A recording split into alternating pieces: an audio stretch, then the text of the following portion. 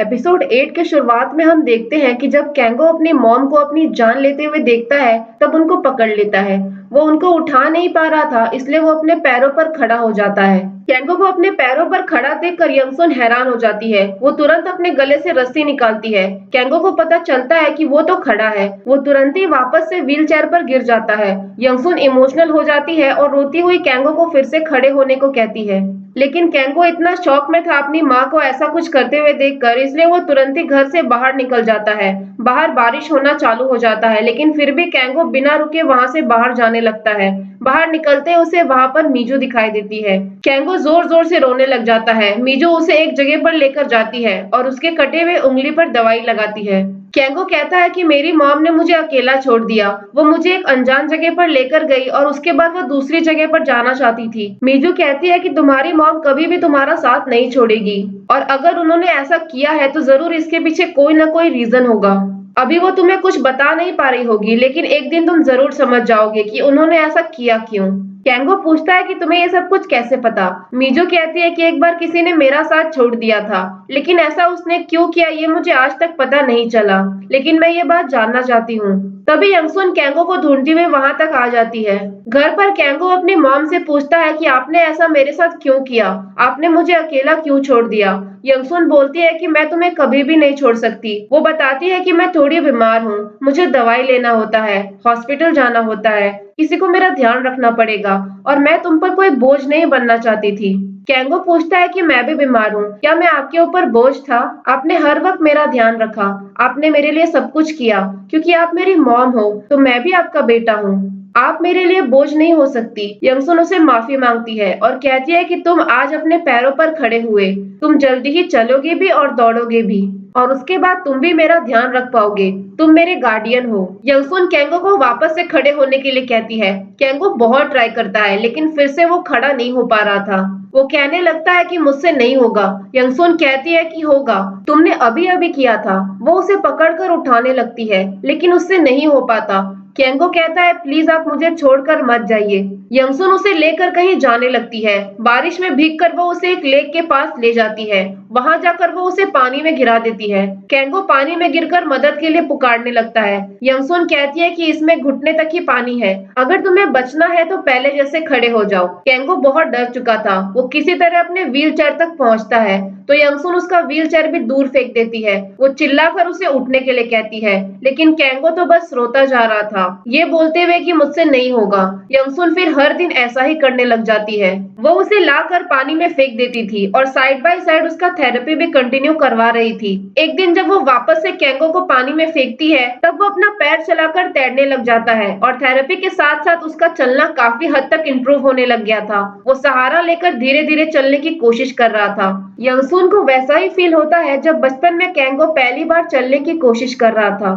उसे वो सब याद आ जाता है और वो उसे हक कर लेती है। सीन शिफ्ट होता है और हम बाकी गांव वालों को देखते हैं जो यंगसुन के बारे में ही बात कर रहे थे। उन सबको उसके लिए बहुत बुरा लग रहा था कि पहले तो उसके बेटे का ऐसा कंडीशन हो गया और अब तो उसका पिग फार्म भी बंद हो गया है। वो सब लोग सोचते हैं कि उन्हें यंगसुन के लिए कोई फाइनेंशियल हेल्प करनी चाहिए, पर उन्हें पता था कि यंगसुन ये सब कभी भी एक्सेप्ट नहीं करेगी। फिर उन्हें ख्याल आता है कि वो लोग कैंगो को कोई गिफ्ट दे सकते हैं। सब लोग मिलकर ये डिसाइड करते हैं कि वो कैंगो को मोटराइज्ड व्हीलचेयर देंगे, जिसे हाथ से चलाने की जरूरत ना पड़े।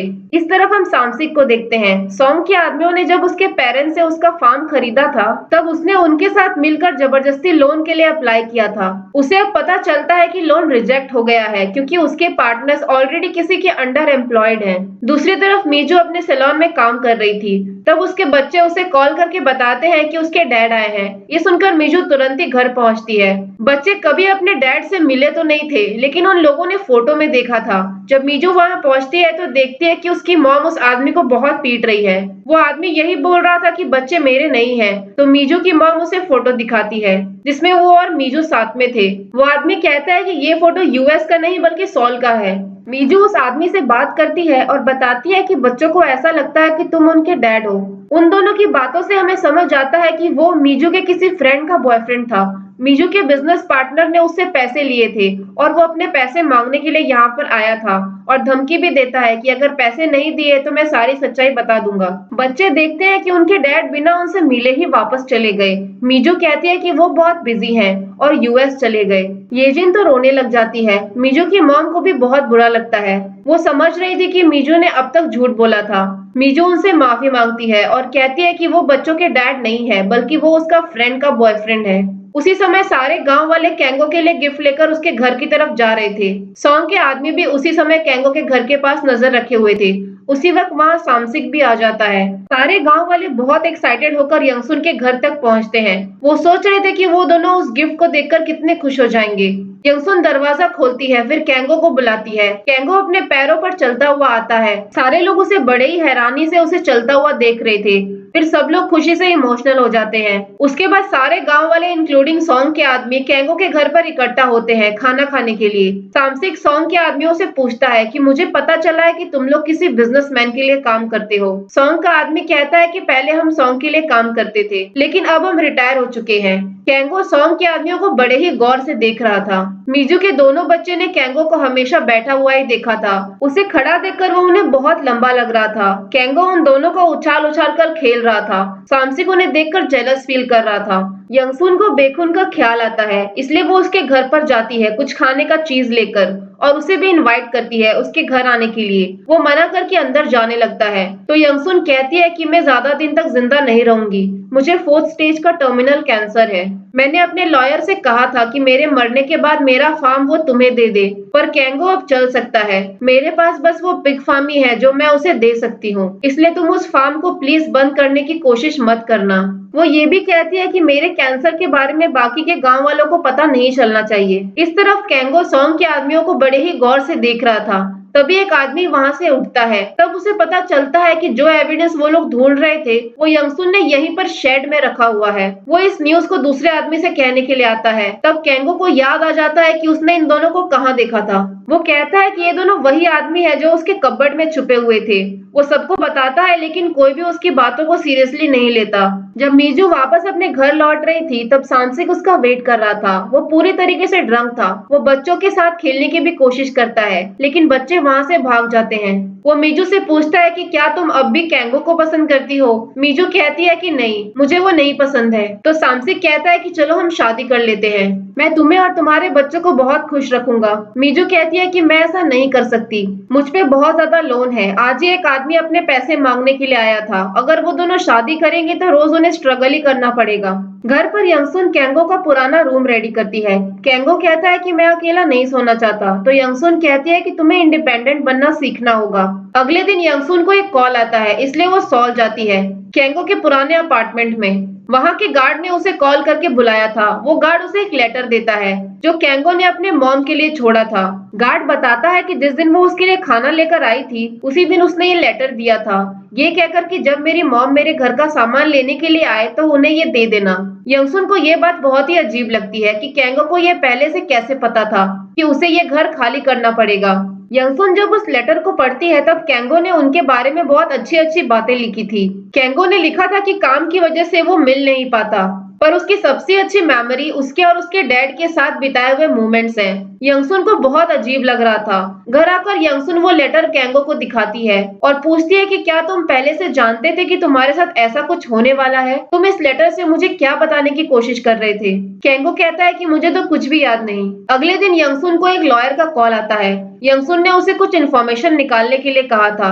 वो बताता है कि केंगो की शादी तेसो की बेटी हायंग से होने वाली थी। ये सुनकर यंगसुन हैरान थी क्योंकि तेसो तो वही इंसान था जो उसके हस्बैंड का प्रोसिक्यूटर था। इस तरफ हम हायंग को देखते हैं जो अपना वेडिंग ड्रेस ट्राई कर रही थी। वो याद करती है कि वो केंगो के साथ भी यहाँ पर आई थी अपना वेडिंग ड्रेस ट्राई करने के लिए। दूसरी तरफ हम सॉन्ग को देखते हैं जिसके आदमियों ने ओरिजिनल डॉक्यूमेंट्स ढूंढ लिया था।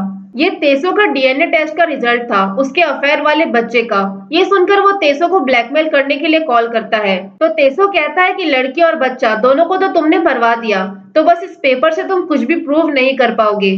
सॉन्ग के आदमी फिर उसे बताते हैं कि केंगो चलने लगा है। वो उसे फोटो भी दिखाते हैं। ये देखकर सॉन्ग बहुत खुश हो जाता है।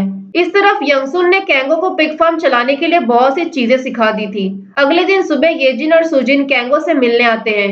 येजिन कैंगो के लिए फ्लावर बनाकर लाई थी। कैंगो येजिन के हाथ पर प्यार से किस करता है और येजिन कहती है कि मैं तो कैंगो से ही शादी करूंगी। वो कहते हैं ना कि कोई भी लड़की सबसे ज्यादा प्यार अपने डैड से करती है, वही यहाँ पर वाइब आ रही थी। अगले सीन में यंगसुन कैंगो को लेकर फोटो स्टूडियो जाती है। वहाँ साथ में फोटो लेने के बाद वो अपने अकेले की एक फोटो लेती है। घर आकर वो उसी फोटो के सामने कैंगो को कुछ सिखाती है कि अगर वो कभी मर गई तो उसे क्या क्या करना होगा। कैंगो को बताना होगा कि उसे कैंसर था, इसलिए वो मर गई। कैंगो को कुछ पता नहीं था, लेकिन उसे बहुत अजीब लग रहा था। रात में हम देखते हैं कि यंगसुन अभी भी उस लेटर के बारे में ही सोच रही थी। कैंगो ने अपने मॉम डैड के साथ बिताए मेमोरीज के बारे में लिखा था। मेमोरीज तो कुछ थी ही नहीं। तभी उसकी नजर उस फोटो पर जाती है, इसलिए वो उस फोटो फ्रेम को खोल कर देखती है तो उसके अंदर उसे एक मेमोरी कार्ड मिलता है। और इसी के साथ एपिसोड 8 यहीं पर खत्म हो जाता है। अगर आप लोगों को मेरी ये वीडियो पसंद आई हो तो लाइक और सब्सक्राइब जरूर करें। Thank you so much guys.